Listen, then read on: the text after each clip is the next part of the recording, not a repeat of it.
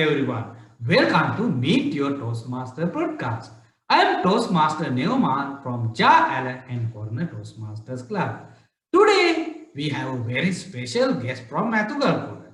She is a teacher and also a supervisor by profession, currently serving as the headmistress of Lyceum Pre-Primary School and also the supervisory head of Lyceum Leaf Network. Please welcome Toastmaster Hishana Martinez from Lyceum Atugalpura Toastmasters Club. Hello Hishana, how are you? Hi, Toastmaster Neoman. I'm fine, thank you. And thank you so much for having me today. So Hishana, it's our pleasure to have you here for my show today.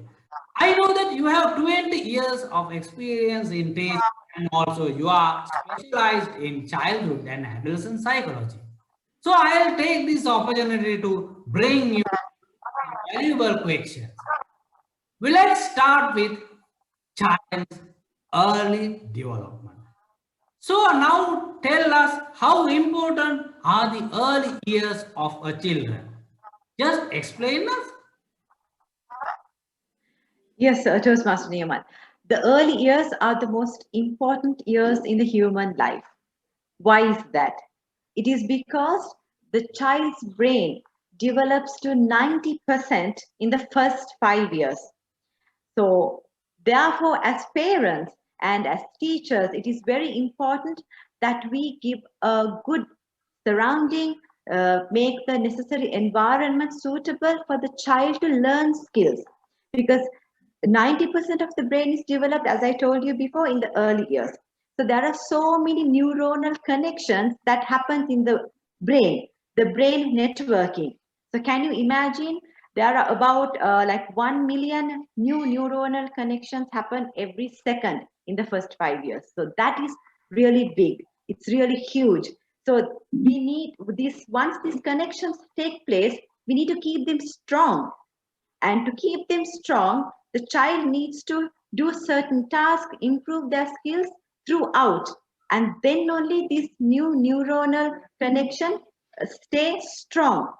So that is why in the early years, we want the parents actually to give the child have a suitable learning environment, because everything in the surrounding stimulates the child's brain. It stimulates the child's thinking ability, decision making, reasoning. So in the early years, the child uh, works with his or her senses, from hearing to feeling, touching, all of that. So that is why the early years are very important, because the child's brain is rapidly growing up to 90%. I hope that answer was clear to Mr. Newman.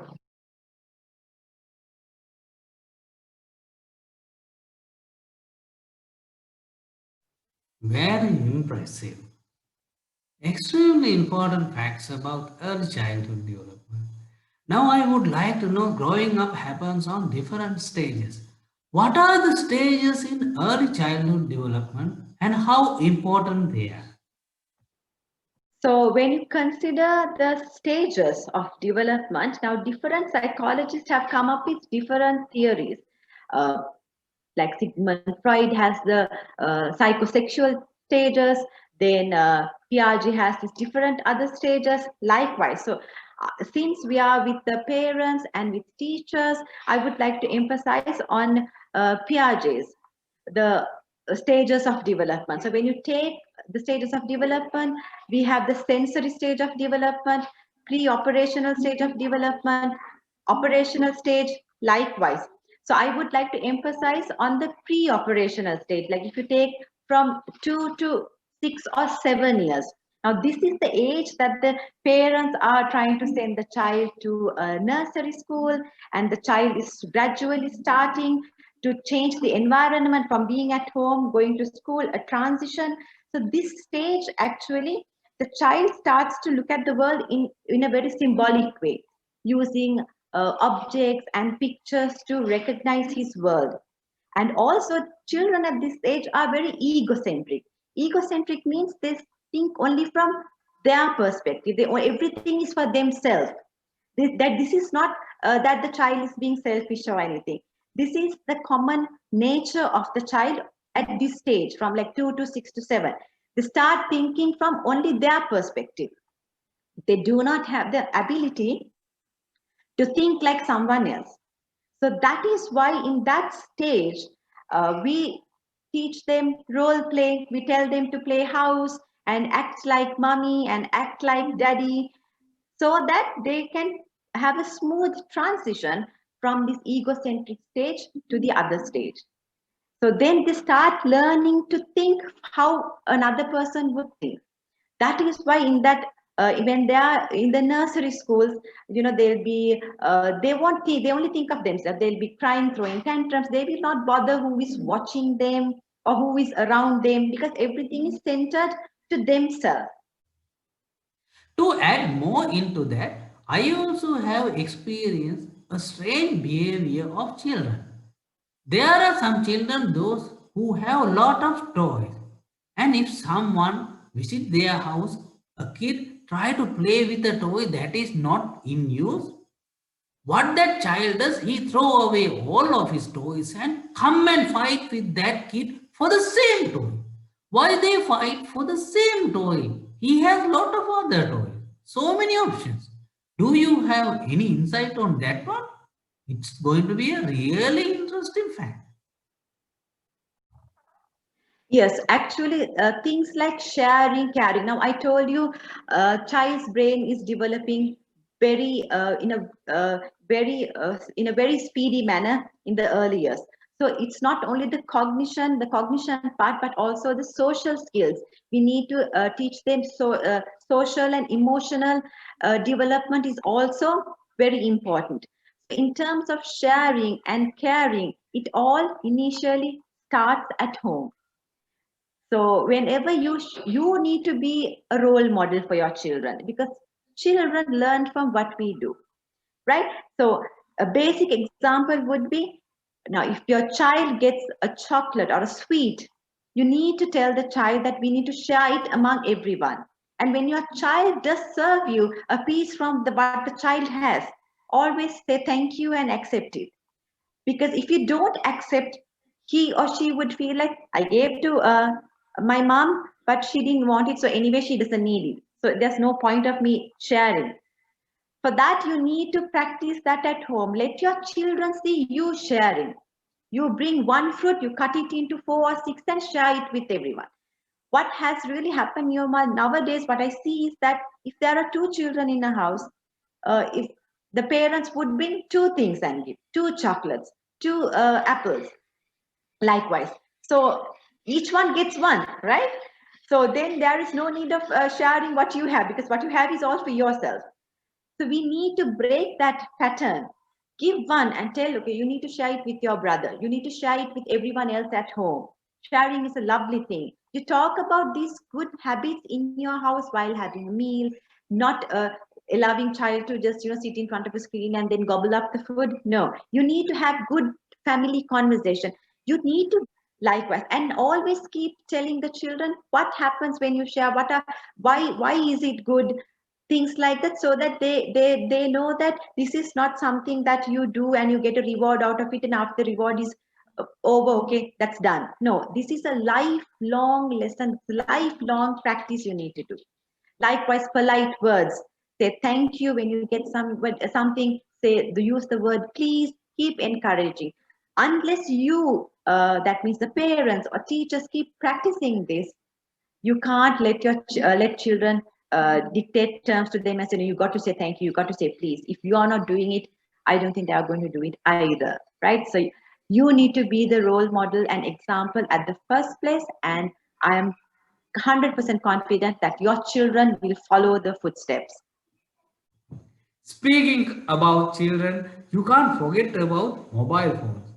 Most of them are addicted to mobile phones. They are eagerly waiting for their parents to come home just to grab their phones and start playing games and watching YouTube. Even when you are feeding them, they need to. Well, again, it's how what we show to the children. If you walk into the house having your phone or over the phone call, you walk into the house, because the children are waiting till you come home. The mother or the father who comes after the children have missed you from morning and they're eagerly waiting to see you. And what do they see? The parent walking with the phone in the ear or texting, and then the children are waiting. You sometimes, because of work, I do understand we are so much, sometimes we have deadlines to meet and we have so much of work, and then we come home with that mentality and we start texting or answering calls while forgetting that our little ones are waiting for us. And then what do they see? This is what they see. So they think, okay, it's okay to be like that, right? So as soon as some parents have this habit of giving the phone, okay, to keep the children quiet, to feed the food, it's easy. You give the screen and you can just feed whatever, and the child would open the mouth. You keep the phone and then you can have your own conversations with everyone else in the house. What are we teaching our children? So this is one point where we need to think. What happens is actually in the child's brain. Now, when you take a video game, or maybe sometimes parents say we give them only educational videos or nursery rhymes, things like matching game, something like that. So when you give, what happens is the children start, they like it. That's instant gratification, something called instant gratification. That is, see, you do this video game. Let's say, for example, you have a matching activity where you match red star and a red star. You click on the red star, then you click on the other red star, and boom, you get some kind of graphic and sound effects, things like that, and the child gets very happy, then goes to the next stage.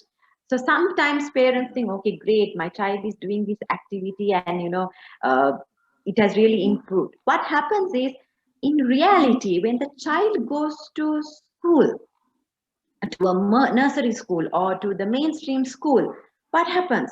The child needs to be able to sit at a lesson for a long time, and when the child takes part in a classroom activity, there are no graphics, there are no uh, sound effects, nothing of that nature.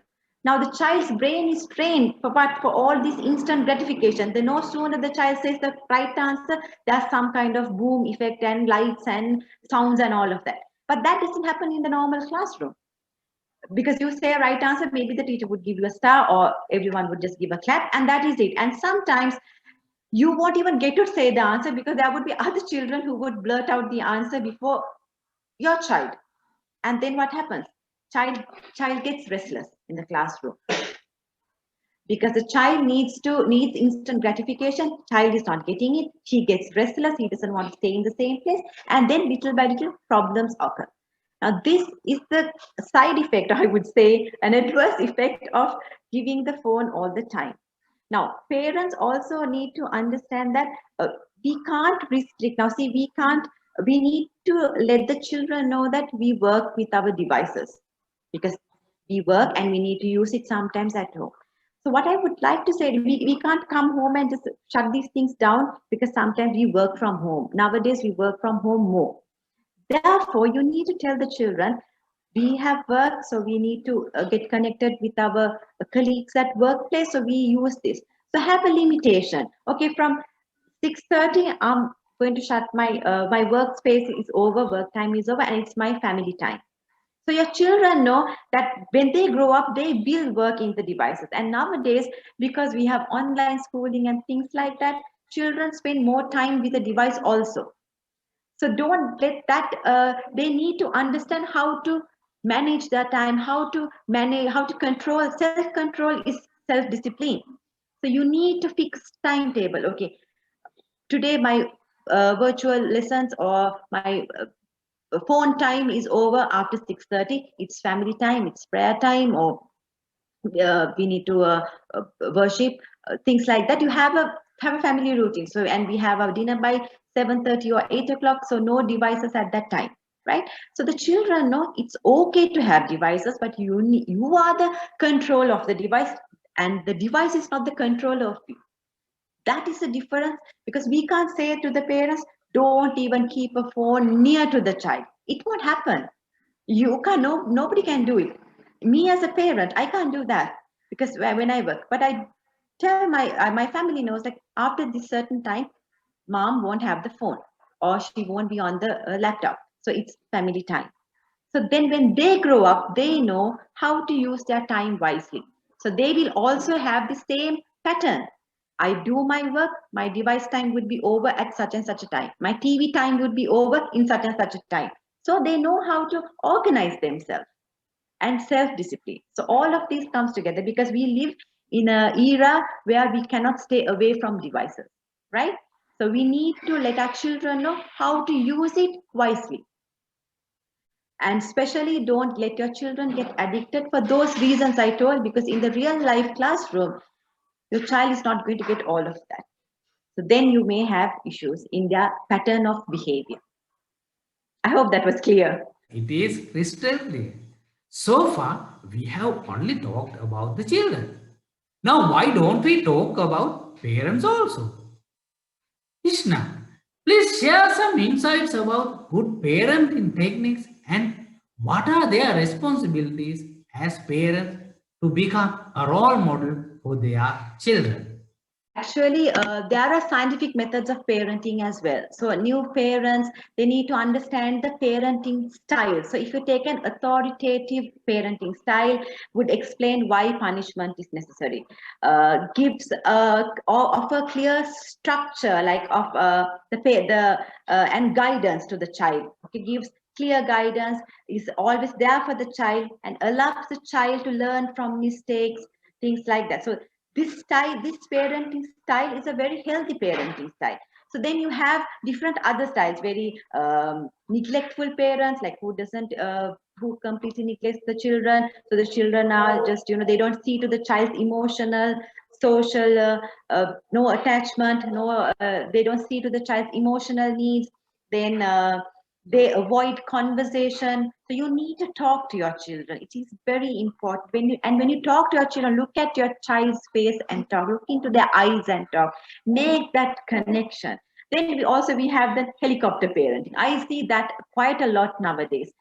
Everywhere the child go, the parent would go. The child goes on a school trip and the parent would hide in the bushes, in the zoo, in the park, and see what the child is doing. So this is a very helicopter style parenting. So the parent is there like a helicopter ride, wherever the child is. So don't do that, because it's not healthy in the long run. So therefore always explain to your children why punishment is necessary, why you did like that.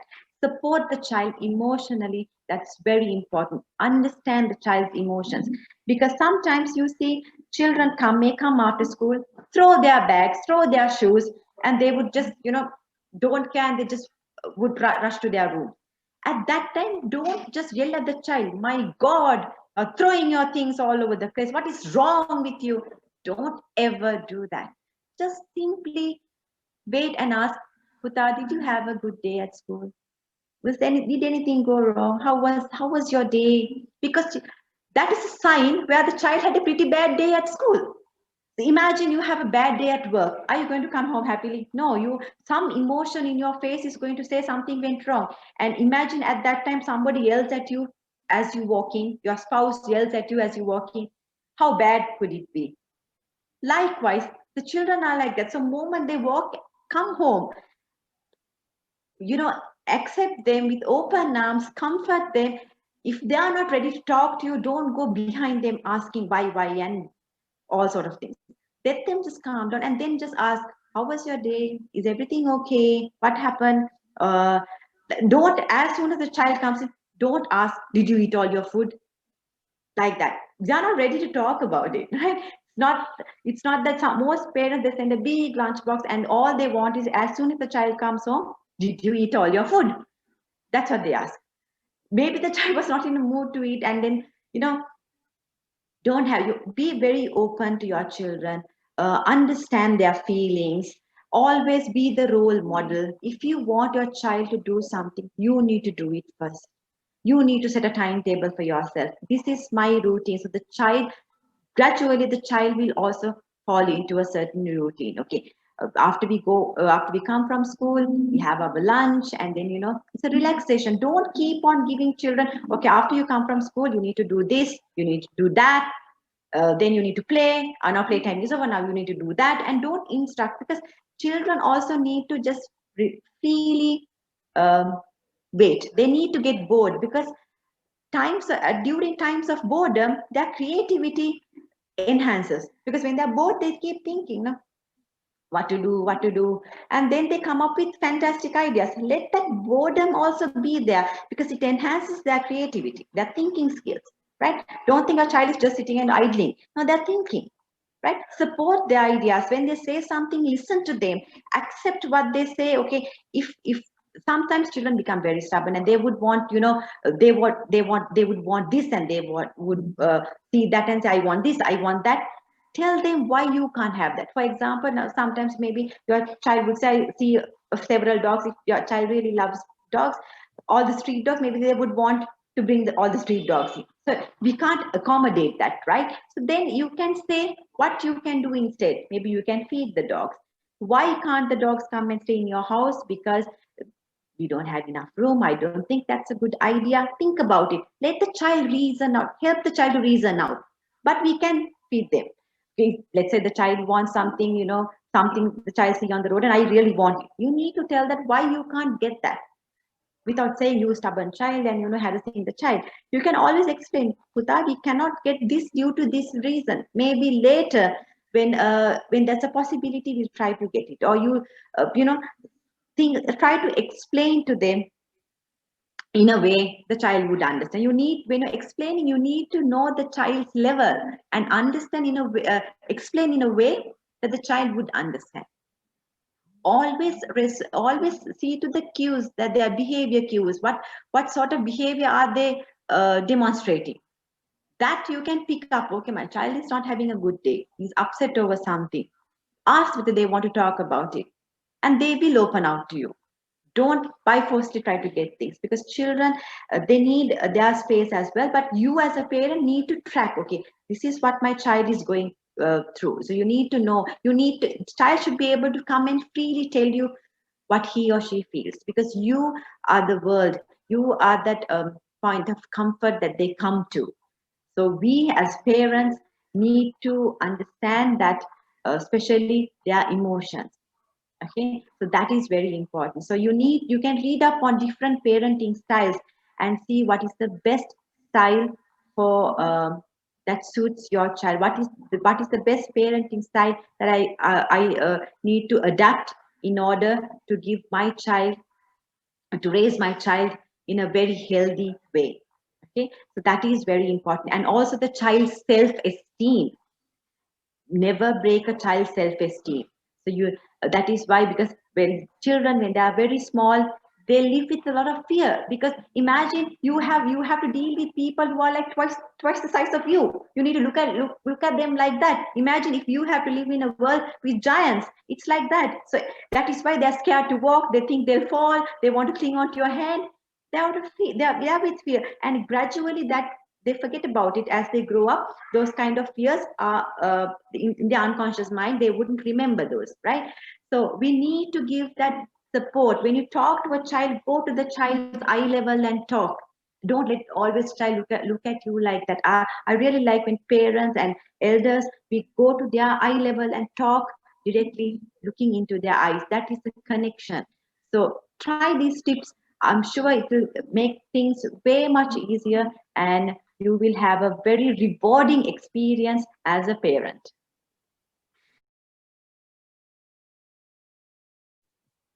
We had a productive session today.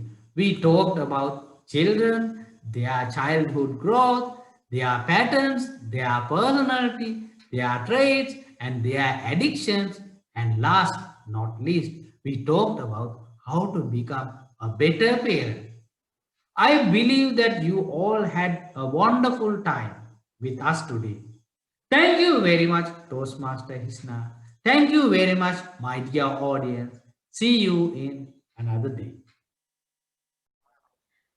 Thank you very much, Toastmaster Neomal, and I would salute all the parents who try their best to give the best to our children, and that is what we should be doing. So I appreciate every parent out there doing their best for their child. Thank you.